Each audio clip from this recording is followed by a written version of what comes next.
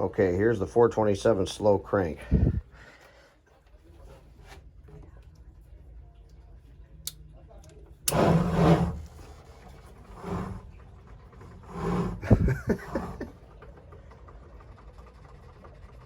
Come on, baby. That's it. Okay, working on our 427 Ford slow crank here, and I believe we found the problem.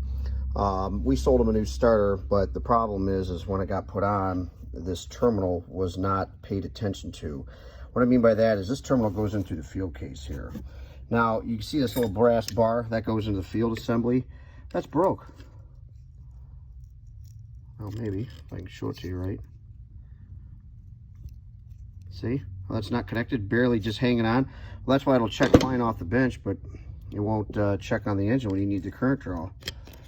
So, look at that. Completely separated from the stud. You see the bakelite piece is missing. It's broke right there.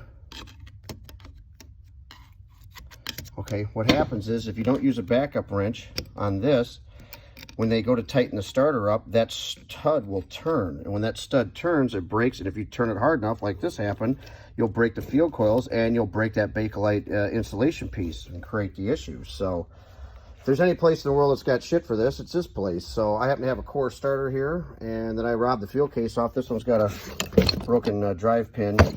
So same rotation starter.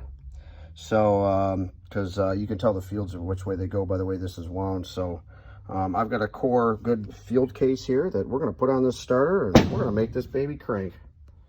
All right, let's see how our old Ford cranks over now, baby.